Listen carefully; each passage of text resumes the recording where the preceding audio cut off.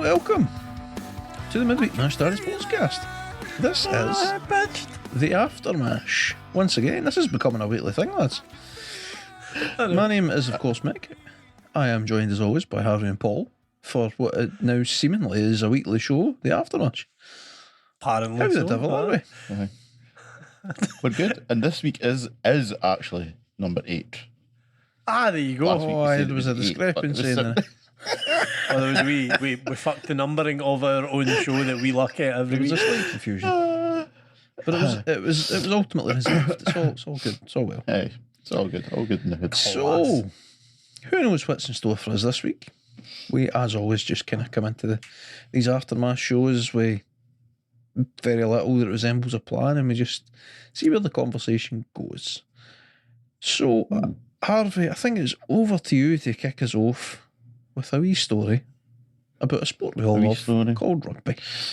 Called rugby, aye. Well, you know, I had a guest on the other day, yesterday, but anyway, and we were talking and On trip on a I guess, aye, so where at your Guessing work, who? on your Guessing work, the aye, podcast. on the boat. on the boat. on So a boat.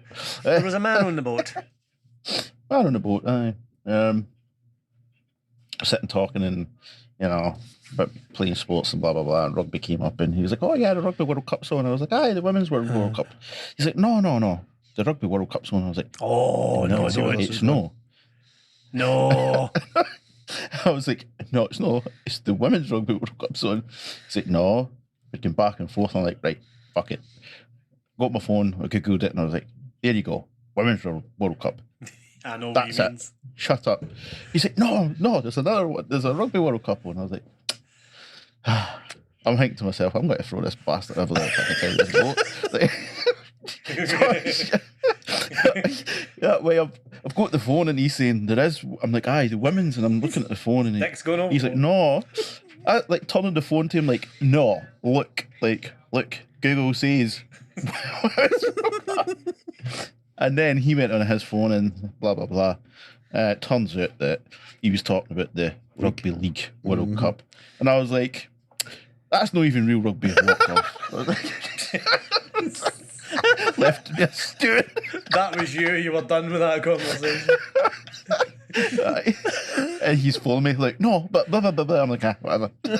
Where Got to do some work now. Where was the guest from? Was he from Middle England, the north of England? Surprisingly, he was from America. This was an American telling you about rugby league. Aye. Did they even have rugby league? That staggers me. Totally staggers me. Aye. Rugby's actually, well, real rugby is Rugby union's getting there. growing Aye. in America, aye. So,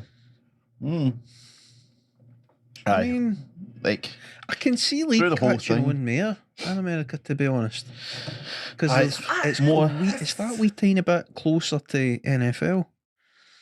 aye, to Americans. It's more Aye, simplified as well into the league, like the whole tackle Aye, you it's right pretty- now you get a chance to go again. Like it's Right. kind of like in downs, I feel like, in a Aye, way. aye. Like with the tackles. Like Aye, the it five is. tackles. So you get like, aye.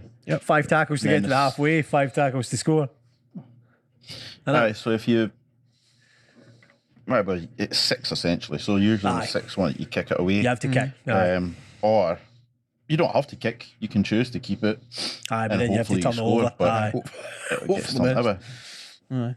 But rugby league's weird because, like, and this is why, right, I know it's physical and all that.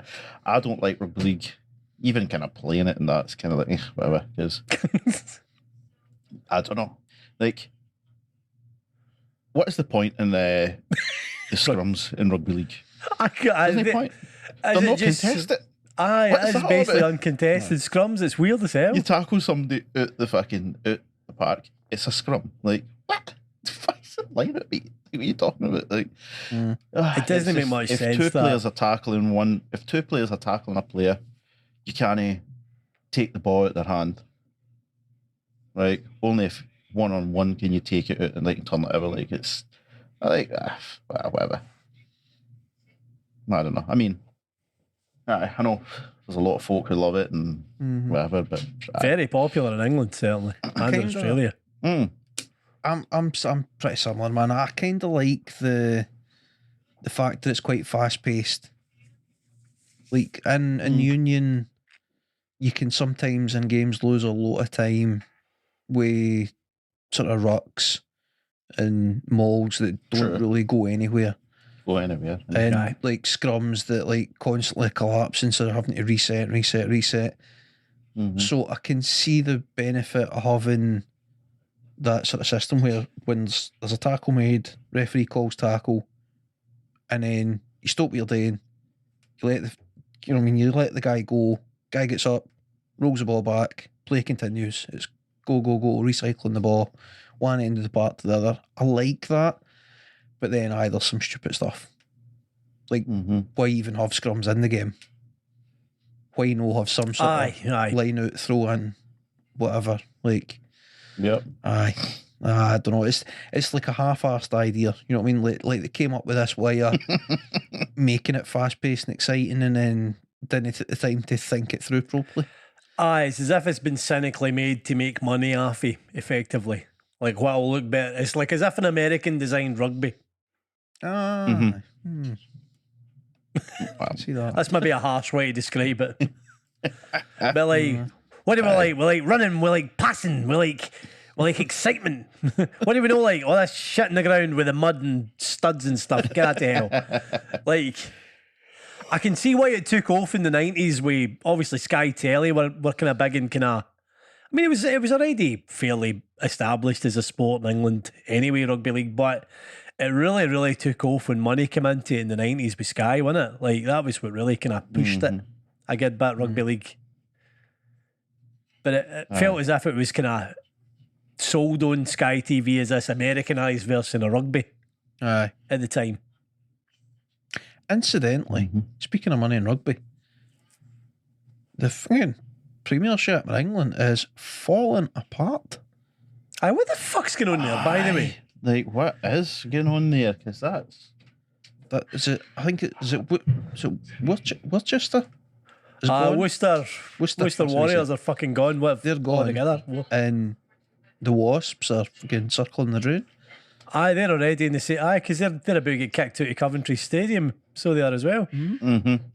For no pay. For no paying for Aye. the stadium.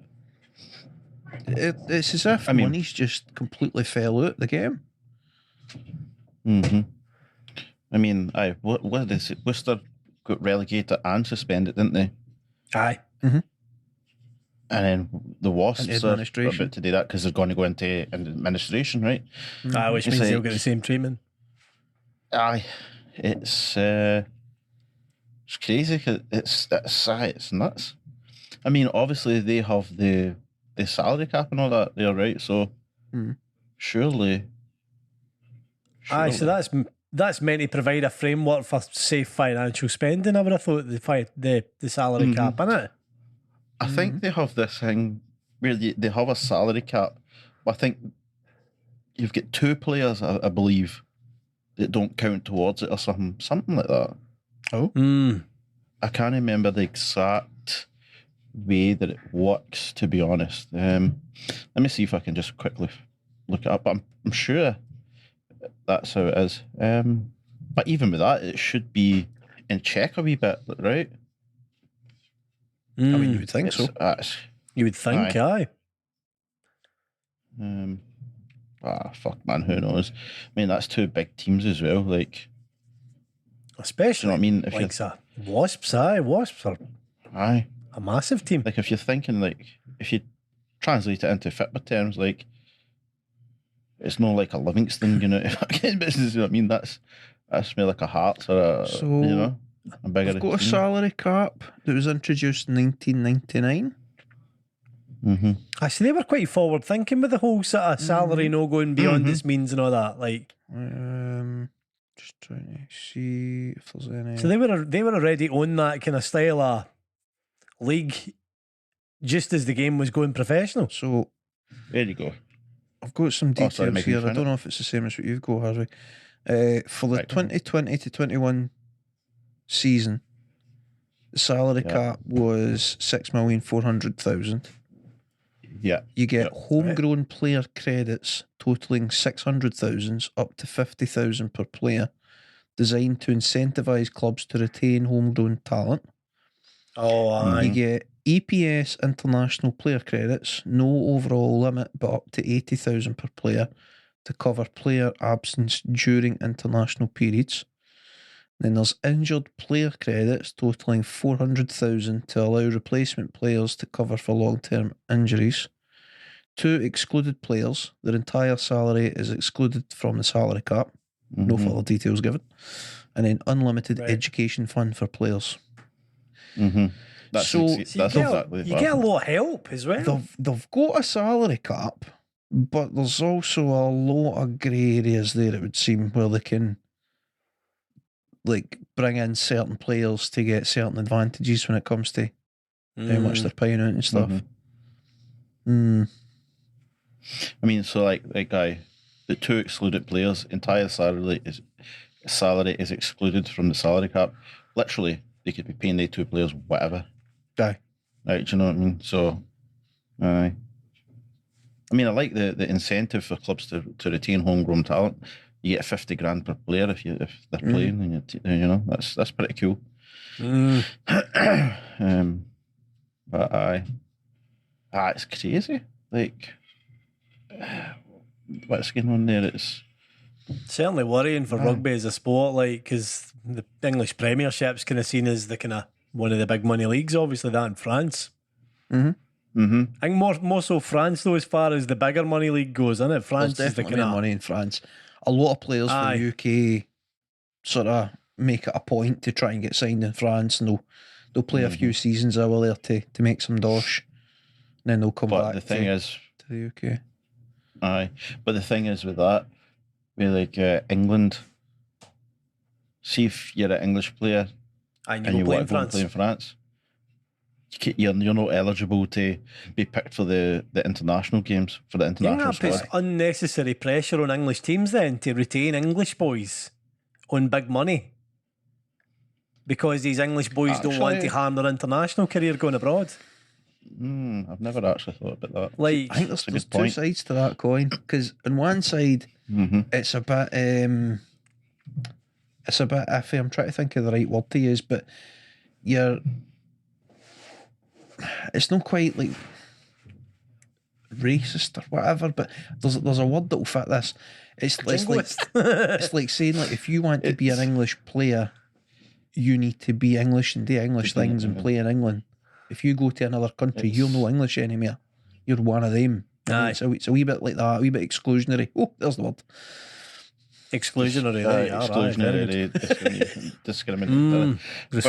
I think discriminatory. One of the things that they were saying about it is because they want to keep the best players in England playing in England and go to league and stuff. Which I get that as well. But now you're pretty much holding a gun to their head. Like, well, you can go to France, make money, secure yourself and your family for the future, because, you know, or you can stay here in England and play for England. Yeah. Like, come on, that's. I think it's like, it I think could it's wrong, villainise totally. some of the English boys as well. Like, imagine they're at the top of their game. They want to go and play in France because they know they've not got long left. They want to make some good money before they retire. They're getting old. They've had a few injuries and stuff. You know, England are going to, the Rugby World Cup is coming up the next year or whatever. You know, and they'd be a major part of that team. And if they go over there and they don't get selected now because they're ineligible, and, you know, England loses, then the fans could turn on them and make them a villain. Like, it's because of him, you know, blah blah blah. There is one other thing that can I've just do thought some of, dark pass, and it's slightly questionable. So in rugby, it's a wee bit easier to jump nations. So, like, if you want to play for France, nationality, that's also true. you just need to go and live in France and get your citizenship and residency, pretty much. Aye. Residency, that's the word. So they're actually stopping their sort of homegrown talent for going and playing with other nations in a sense, because they're saying that you're not going to get a chance to play for England. So that they're preventing the possibility of them being coaxed away to play for another nation. Imagine that.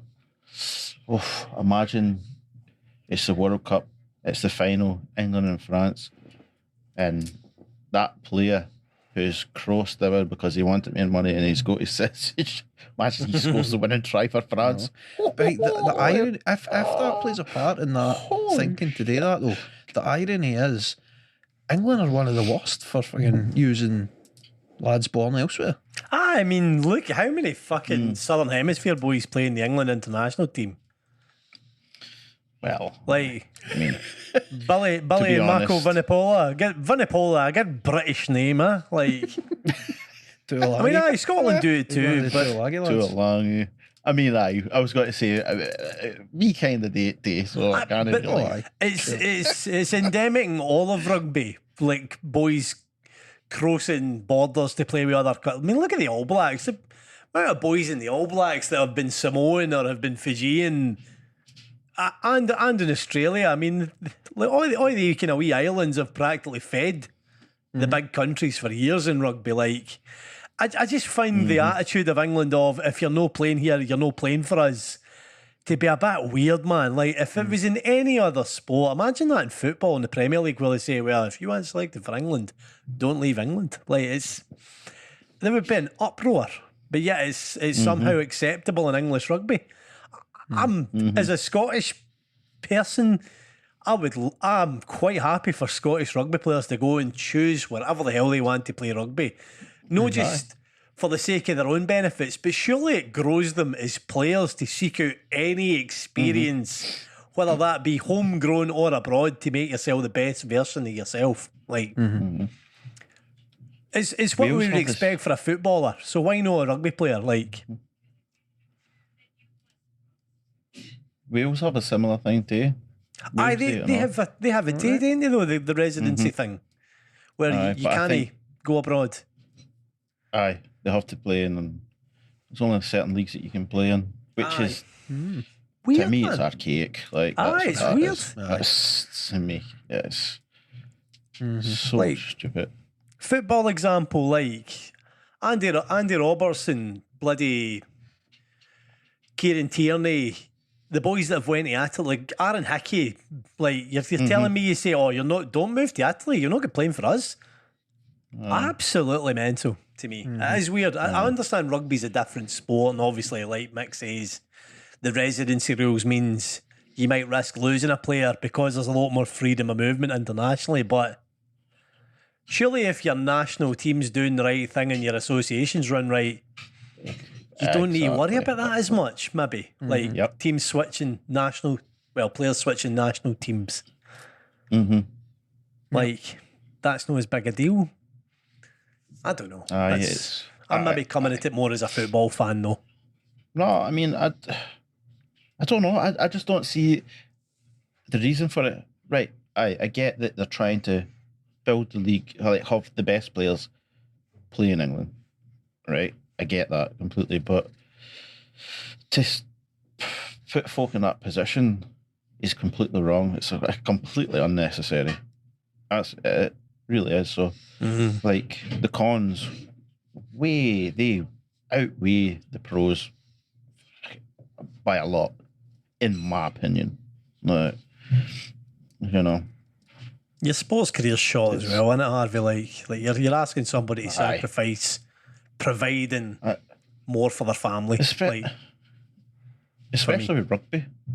Like, well, you don't make as rugby much. players they'll still get a healthy amount, like, you know, more than say you or I. But aye.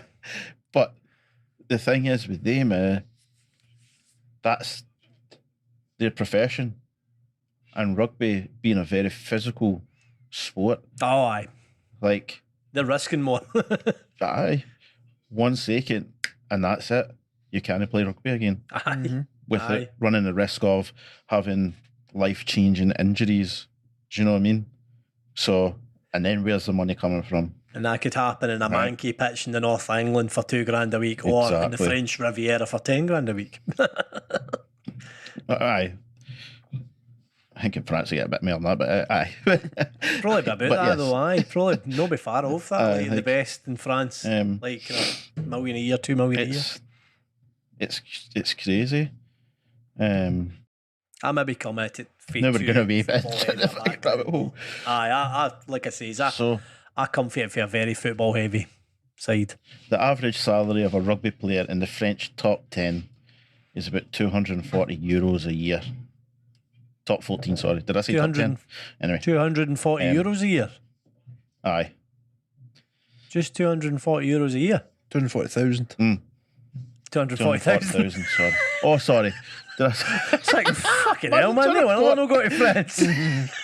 €240,000 a year. I think it's skint. My bad. That's a big double joke. Um, I mean, it's good money, certainly. aye. It's still, but it's a short career. But the English women just eked out a win over their French counterparts. Oh, in the Women's Other World day, Cup, so aye. Aye, in the Women's World Cup. Aye. I think it was like a 13. Oh, it was a low scoring game, wasn't it? Aye, low Aye, scoring. it was low. Aye.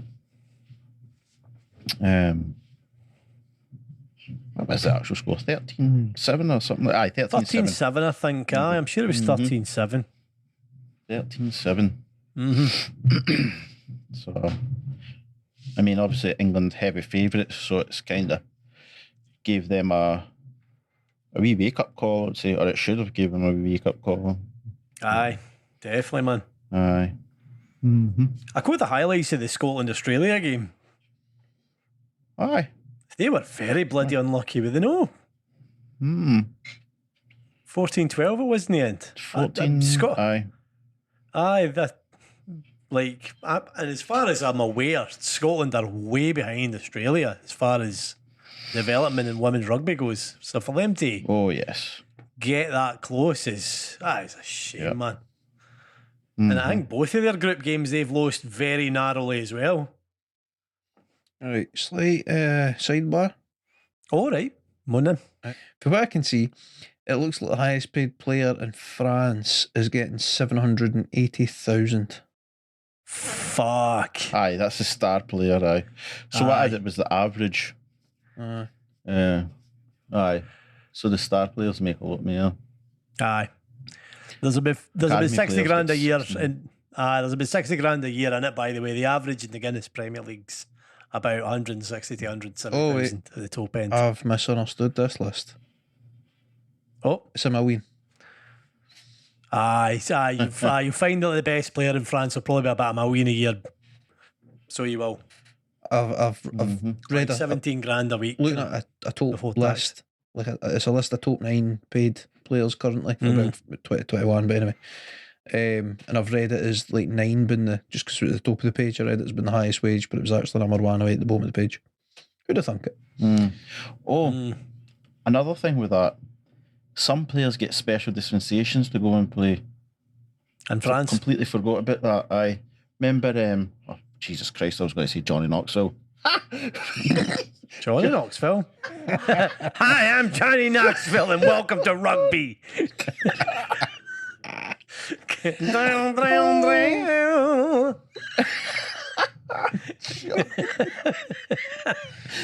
Can't wait. What a film that's going to be. Preston Lacey playing as a lock forward. No many will move Oh fast. my God. Aye. Johnny Johnny Wilkinson. I think he was one of the players to get a special.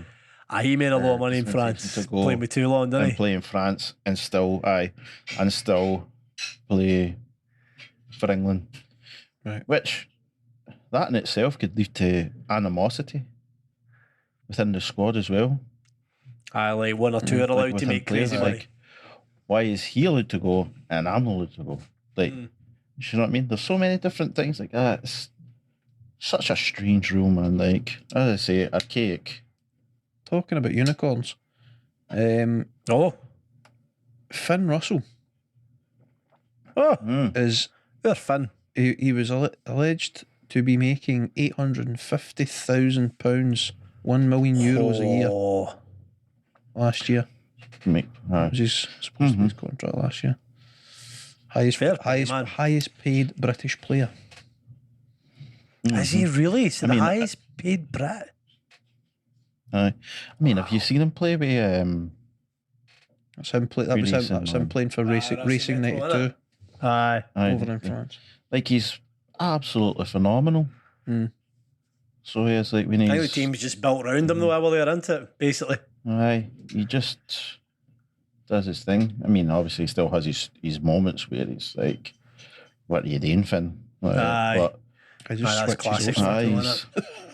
aye, Isn't he's- aye, That's kind of standard for him.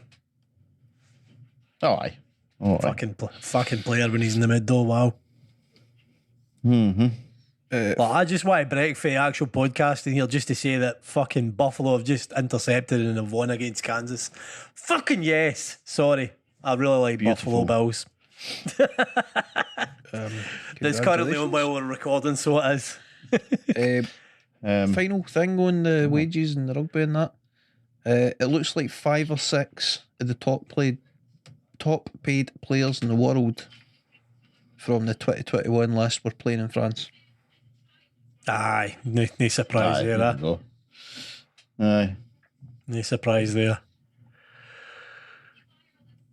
no surprise to me, old boy. No. Oh, fuck it. It's your career is Canada. like you say, your career's short. Why no make money for yourself? Aye. Like, Aye, why be deprived of that? It's unusual that they would be, and unusual that it still continues.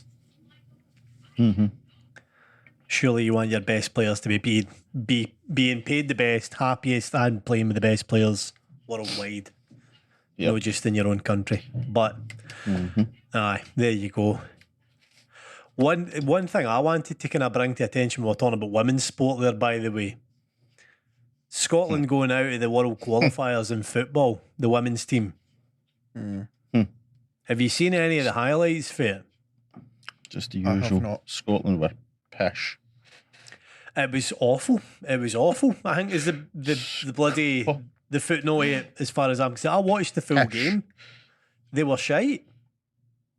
Aye, So fair play to we get beat from Republic of Ireland, which by the way, aye. this is Republic of Ireland women's first appearance at a World Cup, and fucking Aye. well done to them. Well done to them. Honestly, well done to them. But as far as Scotland go, we're a team full of players who play in Yep. the English Super League. Players like Erin Cuthbert, Most of who them. play with Chelsea. Jane Ross up front, who plays with Caroline Weir, I'm thinking, sorry, that plays with Real Caroline Madrid. Weir, Again, the rank bloody woman. Caroline Weir plays with Real Madrid. Top class player. Like, loads of examples all over the park of good players. But yet, run by, it would seem, somebody who couldn't organise a boys' football squad. Yep. Like, tactically, I've never seen anything so bad in my life. As far as football goes, like the guy running that team has no idea what he's doing, and is he basically in a job because he's a Spanish name? Aye, Pedro Martinez Losa. I remember way back in the early days of the podcast, you telling us about him getting the job, Harvey. Aye. Way long ago. But the thing is, he was doing for a period of time. He was doing very well, and we were getting very good results. And aye, But is was that just because of the fucking players in the team as opposed to his actual? shocking. Aye, it know. doesn't seem to be through his tactics. I couldn't tell you, man. Like, aye. I mean, it was just terrible. Honestly, it was. Aye. Less said the better. Aye, The highlight of that bloody game was after Ireland won, and they're sitting celebrating. They started singing pro IRA songs. Aye, whoa! I was like, that by the what way, mate. Fuck are you? Did you hear about that, Mick? Like, you're Filmed. at your own telly. What you doing, man? And it's no. like Police Scotland are they say they're investigating whatever, because well, I don't know, sectarianism and that, and these lassies could end up being charged with it in Scotland. Aye, they'll get in a lot of trouble for it. Aye, I mean they've issued apologies and all that good stuff, but aye, just scratch the head moment, like. Aye, definitely, mate.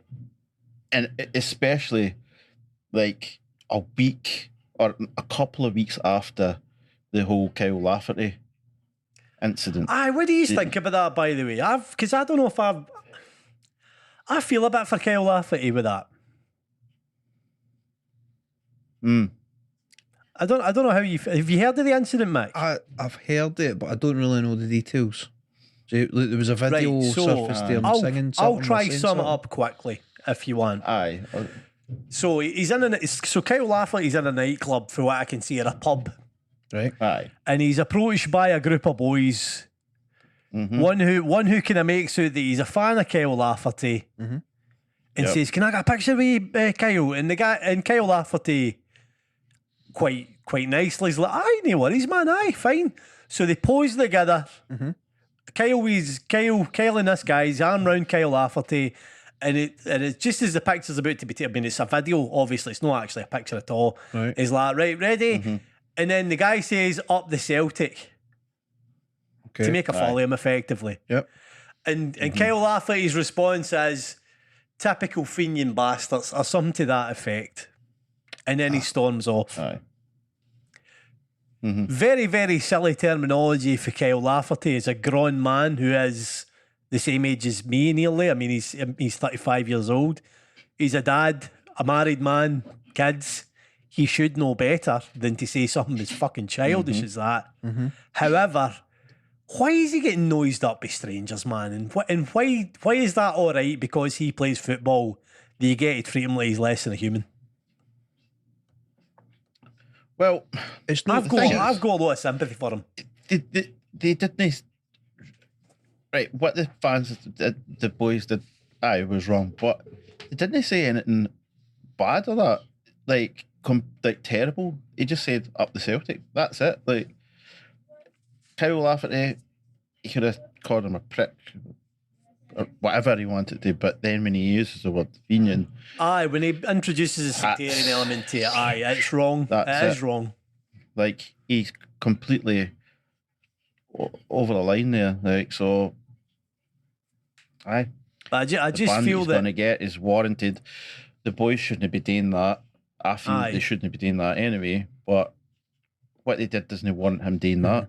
I think it is wrong, but it's harsh, man. Like, I think that he's gave up his time to take a picture with these boys. Like he didn't need to do that.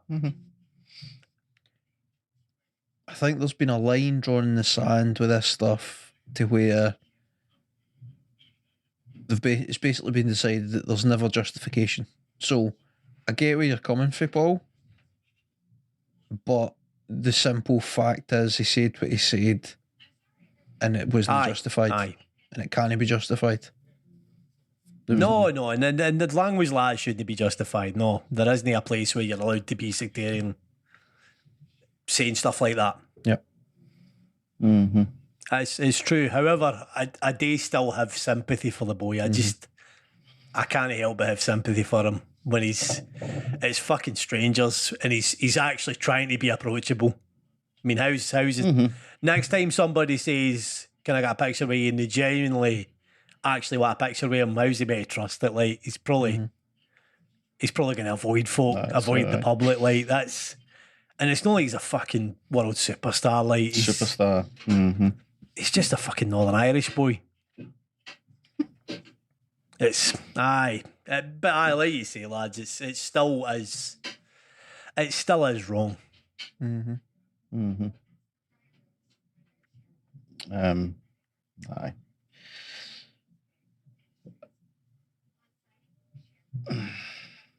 Did anybody see the Real Madrid, the El Clasico? I haven't actually saw any of what the hell happened. I read that Real Madrid won, but that's as far as that's as much information as I've got. Christ, really? Right? 3-1. Aye, 3-1. Fucking hell, right? Aye, right enough. Aye, so it was in Madrid as well, of course. Here, the funny thing is though, and I tried to take a screenshot when I was watching, but I completely forgot to think there was and doing something. But there was like a start at half time, where Real Madrid were 2-0 up, right? But they only had 35% possession of the ball. Barcelona had made, I think, over 200 more passes than them. They had about 4 more shots than them, 3 of which were on target. Like, I think they had 8 shots on target and like 12 shots. I happen to have the match stats in front of me right now. So this is the full match. 57% possession for Barca, 18 shots to 8 of Real Madrid. 5 shots on target to 4. They had 3 corners to Real Madrid's 2. What went wrong? Aye. And then, but one of but the funny thing is, right, Real Madrid are 2-0 up. Their XG, their goals, expected goals, was 0.54 or something. And Barcelona's was second like, goal was a screamer. Holy shit. Aye. So, Tell you something though. This is what Barcelona get for having the Drake fucking owl logo on the tap. Aye, that's The what? Drake. So You know Drake, the fucking singer, rapper, whatever the fuck you want to call him. it's the Drake curse. Aye, that mumbler for Toronto. He has this logo, the owl logo. Okay. I'm not aware of this, but Barcelona had that. I didn't on really the know top much about either, mate. because he just for this game, because he's the first artist on Spotify to get how many 500 billion downloads, I believe it is, isn't it? something like that. Aye. It's a crazy number. It's an unfathomable number. Do you know what I mean? So Barcelona's celebrating a Canadian guy for doing well as a singer. Effectively. Pretty much. Aye. Makes no sense, man. So they've got an owl on their fucking shirt that looks like the Sheffield Wednesday badge. So I think if you didn't know who Drake was, you'd just think we like Sheffield Wednesday. I would not have made that connection, but that is hilarious. So I think Spotify sponsor Barcelona or something like that. Aye, that's right, they do, aye. What? Aye. They sponsor the stadium as well, so they do, I think. Shit, Aye. From So one obviously they shitty thought like, company to another. Drake. Aye. So, aye. Do you know what? I totally and utterly forgot that Lewandowski was playing for fucking Barca. I just saw him he's got the I know, assist for their man. goal. Aye, it's just sort of I was like, oh happened. shit, that's what he plays for. It's just, I've totally forgotten he exists. There you go, Mick. I've sent you it from goal.com, the screen grab in the group chat, the owl top with Drake posing with it as well. All right. There's also a picture of Drake in there with the owl shut on himself. Do you know what? See, when we're talking about Drake, amongst all, that looks hilarious. What are they thinking? Amongst all the other nonsense that's been falling out of Kanye West's mouth recently, he said, what's going on with Kanye bloody West? I don't think we should get into it because it is. Well, I'm assuming it's seriously deep subject. anti-Semitic, aye. Well, no, he said in an interview the last couple of days that he reckons Drake's the best rapper ever. All right, he's praising somebody. He's lost the plot. Oh, nah, you can never say it. You cannot tell me that Drake's the best rapper ever. Away and don't talk. As my papa would say, away and bow your head. With a wee bit of hindsight and more information, I would guesstimate it's probably in relation to this Spotify thing. But Aye. Yes, but that's a subject he comes for from a another different. podcast, Kanye West, man. Dear, I mean, He's for a different era of some of these other rappers, right? Of course, Drake's a kind of backpack rap guy, just like Kanye, though, isn't he? That's more what it is. Is it more about I like him because he's like me? Oh no, I don't think they're anything like, man. Aye. Last thing on Drake, by the way, the reason I've got a bone to pick with Drake, sorry again, but just before we move back on, my Olympic lifting class used to be rock music, rock music, rock music. We've changed the Olympic lifting coach in CrossFit, and the boy's a Drake fan. I'm doing Olympic lifts to Drake. Do you know how uninspiring that is? To go from to this.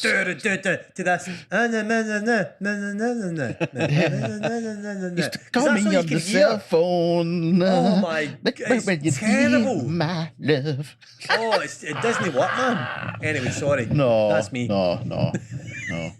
Ain't inspiring me. No. I mean, what's not inspiring me is Rangers and Celtic in the Champions League. Hearts.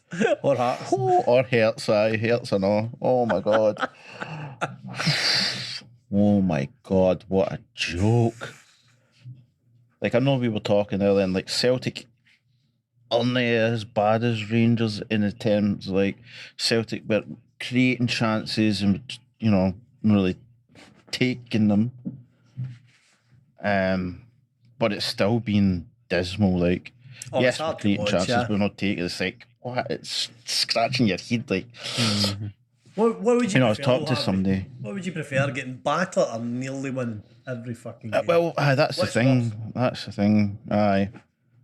It's like Is it Scotland. worse being Celtic where you nearly win? It's like Scotland. It's like Scotland doing wheel in internationals after so many years, giving you that wee bit of hope and then letting you down.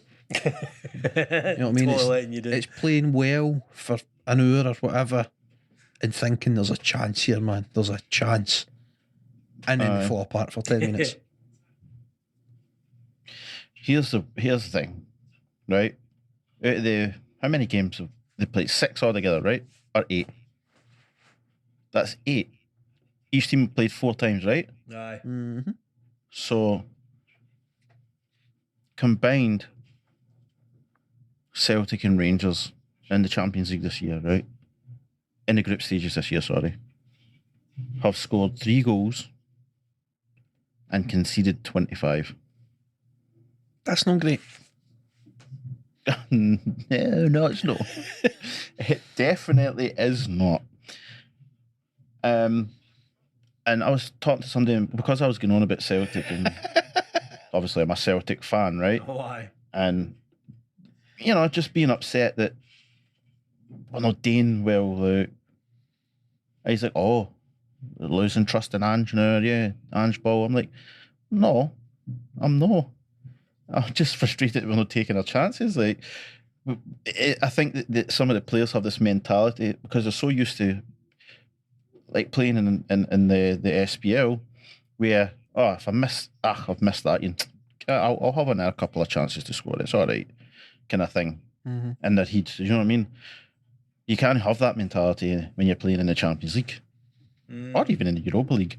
You have to be score a goal. If you've not scored the goal, you have to have that like fire inside you saying, gee, I've missed that. Like, oh my God, no, like I need to take that, like, and then try and amend, make amends, right? But you don't seem to have it. And then I was like, I explained to him, like, what he's doing is great. He just doesn't have the personnel to play that way in the Champions League, etc. Like, if you were to take Ange and put him at Real Madrid, Man City, Liverpool, big teams like that, I'm pretty sure that they would play amazing under him with that style of play. Mm-hmm. They'd be banging in goals and stuff. Like, do you know what I mean? Why? Because they have the ability to do it. Do you know what I mean? It's just the level of player you can attract to Celtic. For me, they're just they are a brilliant striker away from really hurting big teams. Like, the first game of the groups against Real Madrid, for spells of that game, they looked fantastic. But if you don't kill good teams when you have the chance to, they will make you look very average very quickly, and that's what Madrid done with Celtic. They took their chances and they do not fuck. They do not fuck whatsoever. They're not fucking about with these big teams. No. And largely the same way, all the group as far as Celtic are concerned, like Shakhtar away from home, Celtic are probably the better team, but or they manage as a draw. The 2 games with Leipzig, they really should take their chances, but they're walking away with 0. Like, it's massively frustrating. But it's still roughly a success because it's experience for Celtic at that level, but massively frustrating. You can massively frustrating now. They need to add that killer instinct. Aye, for sure. As you say, a striker who can take chances would be amazing for us, because you put a team on the back foot, right? And the way that Ange plays the game, like, you go 1 up, like, then you're just creating more chances, right? Aye. And then they have to then try and get a goal back. So then they're going to leave more open, mate. holes. Like, you know what I mean? Yeah, they're more vulnerable to the attacks from Ange's system, which, like, I don't think the system's striker. wrong. It's just that wee extra X factor player. Rangers, on the other hand, though, what the fuck's going on there? Don't know. Michael, what were you just about to say there? I was just going to say that I think that they're sort of on the precipice, as it were, Celtic, because they've got that leader and they've got that system. It's like they're building a foundation, a squad. Like, they're getting there in terms of depth for the most part. And if they can pick up 1 or 2 really good guys up front, like you're saying, Paul, if they can find a diamond in the rough, they can discover the second coming of Henrik Larsson. You know what I mean? If they can find that wee special player that's going to make the difference up front, then I think they'll just, it won't last forever, but for a time they'll go strength to strength, because then suddenly there'll be a destination team. You know, young guys that have got a lot of talent that are looking for a team to make a name for themselves. Celtic will be the place to be again. Go on, man. Yep. I completely agree with you there, Mick. Completely. We'll just have to wait and see what. I hope that Ange sticks with us long enough to see it. That's the biggest threat, by the way, is that bigger team doesn't want him. That's the real worry. That is the worry. It's a thing, Ange Ball. It works. It definitely works. Exactly. That's what I'm worried about. I'm worried about he leaves, and then where do we go for there? You know? The Celtic board have not really been the best at appointing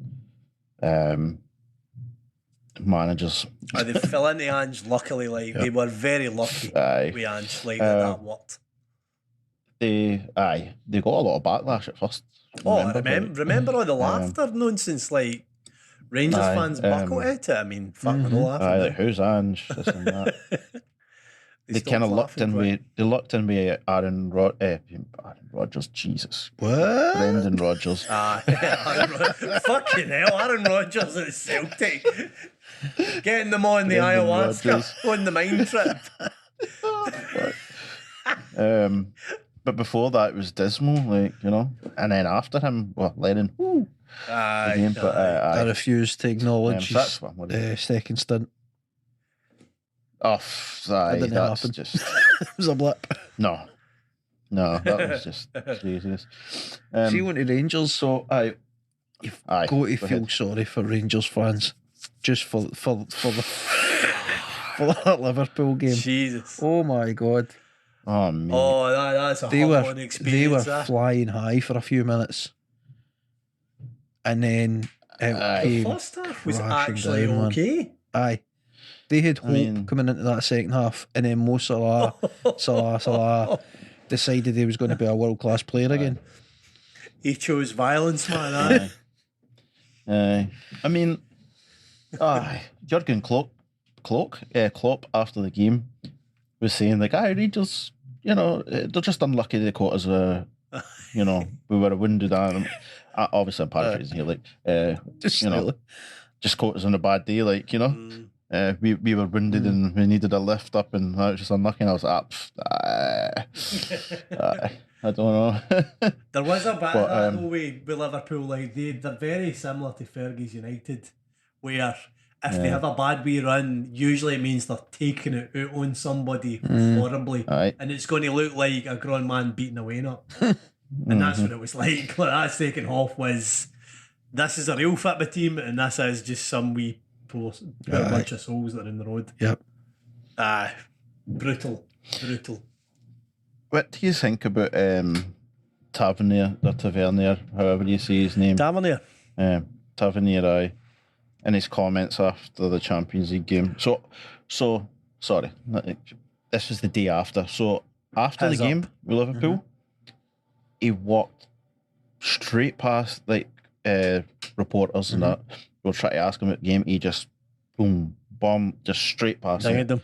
Didn't know what to say. Aye, dinged them straight away. Like Gave them the Liz trust, did he? aye, so everybody was like, "Oh well, that's the captain. He should be saying something after the game." Like, you know what I mean? He's captain. Then the day after, like, he put out this thing, "Oh, sorry about yesterday." You know, yada yada, all that good stuff. But in it, he said the Champions League is a great bonus for us. Obviously, we want to do our best in it, but the main focus is the league and domestic cups. Was he saying that last season, was he? No. But to me, saying that, like, that mentality is wrong. Aye, that's that's Like, small time mentality for me. That's Shouldn't it be say, "Oh, the priority is the league and the cups," and you know, no, you don't even. Why did you even need to say that? Like, that's. If I was a Rangers fan, I'd be like, That. Well, that's just being a bad loser. When they film me, Mick. Just like, I wasn't even caring. Sorry, didn't even want to win. Like, the captain of my club is saying the Champions League is just a bonus. Like, doesn't really matter. So if it doesn't matter, why go into it? Like, do you know? Yep.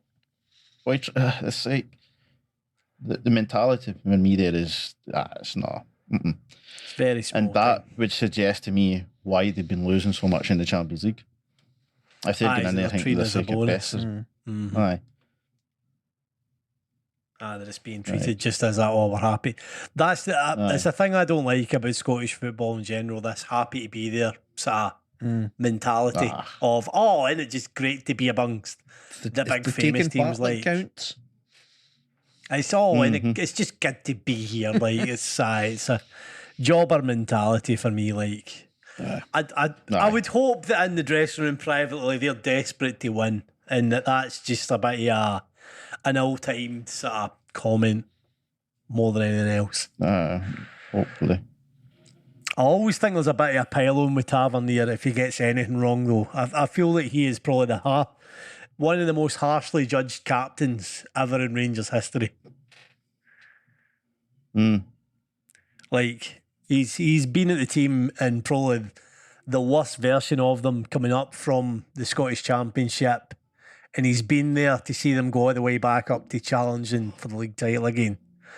It's a tough gig he's had being Rangers captain. Captaining some very shitey Rangers teams. Like, I think he's every bit as important a captain as some of these kind of big sort of legendary names. Like, he should be remembered fondly, I think, even if now and again he says some really stupid shit. Aye. Aye.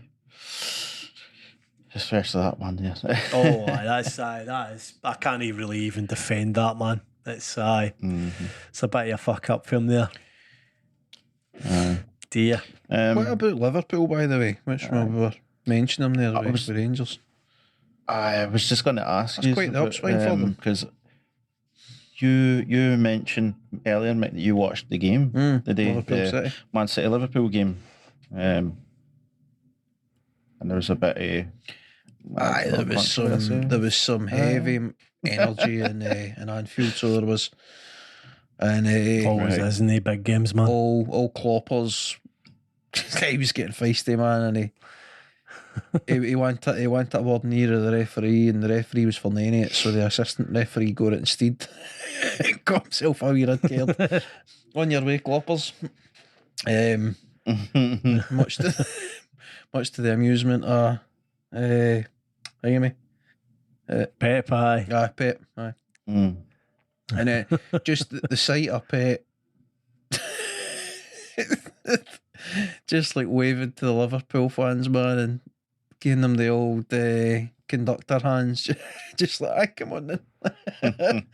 As they were shouting It was Pep. as pro wrestling as a football gets. Aye. Football game gets. It was just shithousery for the both sides, man.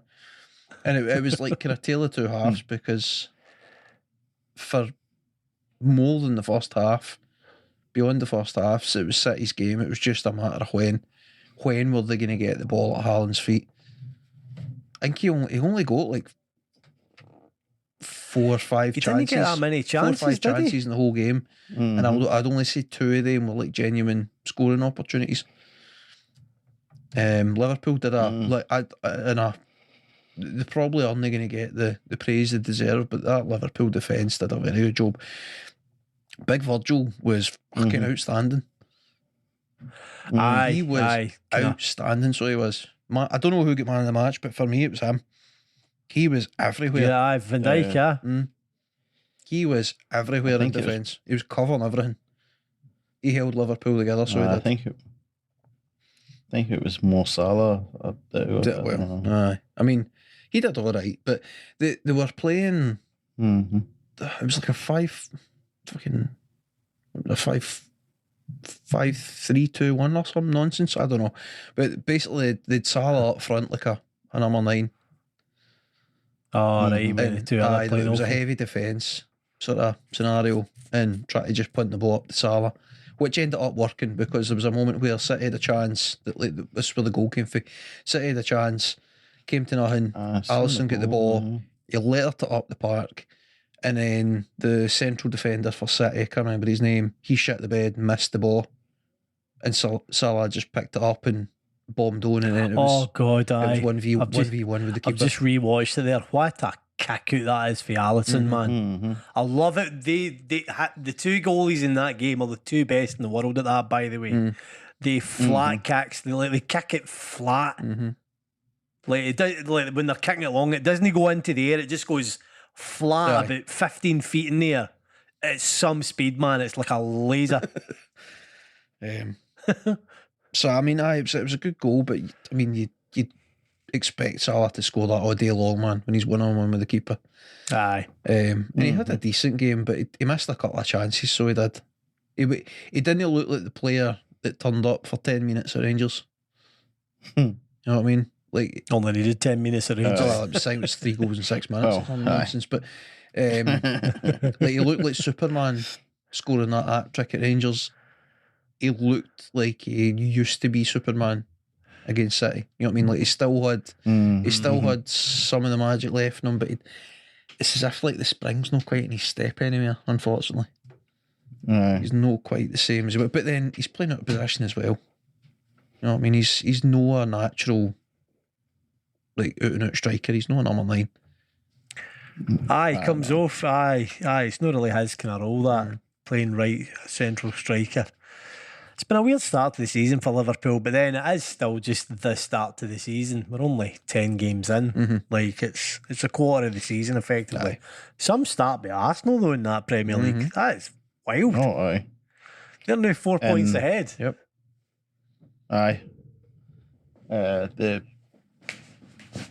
They obviously had that wee blip against Man U. But after that, they've just come out and they've just been consistent, so they're Arsenal. It's no like standout performances and massive crazy wins. They're just doing what they need to do. They're just winning. They're winning games they should do, but they're also winning games that they could do. Like, you expect them to be the lower table teams, but they've had a real problem in beating other top 6 teams, but they're actually now capable of putting the performance together. Like, I mean, they beat Liverpool, they beat Tottenham. Like, Man United's the only one they've really kind of fell down at. Like, obviously with 27 points out of 10 games, like, it's their best ever start. Like, even under Wenger, they never hit this total 10 games in, which is fucking mental with me. I think the thing with the Man U situation as well. You've got to remember, Man U were under a lot of stick at the time. Aye. Because of their performances and stuff. So they raised their game, which is, kudos to them, and Arsenal just had a wee bit of an off day or probably did whatever. Arsenal a lot of good, by the way, that game. Probably did. Exactly. Arteta would have been in there and say, listen, you need to buck up. Come on, look at this. Look at what's happened to Man U in the last couple of games. Aye. How are we getting bait for them, etc., etc. So, Yep. But you know what I thought maybe was a wee bit cheeky? Was Pep Guardiola. Somebody asked him about Arsenal the other day, like being a threat or whatever, and he's like, the biggest threat to us is Liverpool as like title challengers. Oh. It's title challengers, right? That's the At main this game point- part, though, isn't it?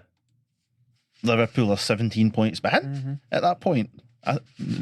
It's like, That's interesting. really? But I get what you're saying, like a bit, That's interesting.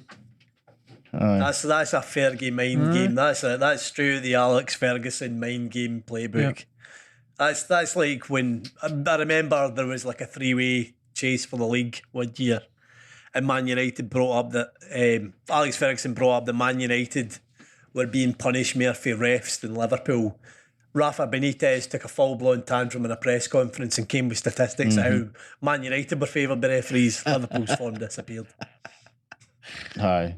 You know what I mean? Like that's what that is. They're no real rivals. Liverpool's the real rivals.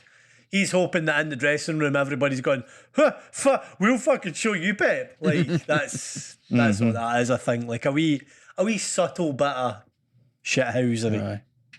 Aye. Well, hopefully Arsenal will keep it up. Do you know what? I would actually like to see Arsenal win the league. So Would if I'm make it being honest. exciting. Aye. At this point, if Arsenal don't finish in the top 3, I would be disappointed. So I would. Aye. Just, I'm curious as to when Arsenal and City will play next, because they were scheduled to play next week, but it's postponed. Sin. Oh, that's right. What the hell is it postponed for again? It's something to do with the Queen or something, I think. Right, was it? But I don't understand. I don't know. I didn't hear the full story. I heard something about it, and then I was just kind of left scratching my head, going, "Wait, what?" It's to do with a funeral. Oh, right. Because Arsenal need to play PSV. Right. Okay, I see In that. Europa League. I've just brought that up as well. Right, makes sense. Obviously that was aye. Shucks. I wonder when that will be then. Because that's going to be monumental to the season, that game. That's going to be very interesting. That's the biggest test to see how they can fare. Aye. I mean, above all else, lads, I'm not caring about the Premier League. I'm a Wrexham fan now. I'm not going to lie, man. That Disney Plus document, it's on Disney Plus, obviously, over here. Welcome to Wrexham, man. That is pure theatre about a National League team. It's what a documentary, man. Fair play to God bless Ryan Reynolds and Rob McElhenney for making that so entertaining, man. Fucking hell. What a show. That's all I had to say in that, lads. Any final thoughts? Because we're getting towards that time. No, sir. That was my final thought. I'm not going to lie. My final thoughts. Up the town. Aye, we're here United. Aye, superior, man. Superior. Karim Benzema to win the Ballon d'Or. Boom. Yep. You heard it here first. Surely. It's an open secret. Aye, that's it for me. Okay then. Well, in that case, if you have been, thank you very much for listening. This has been another instalment of the ship without a rudder. After Mash. That podcast. Fucking That hell. your own There's a- podcast would have been There's a time we forget names. Brother. Hulk Harvey, brother, into the sea. Mike, they've been having Paul. Cheerio, buddy. Bye. Driver. It's no winter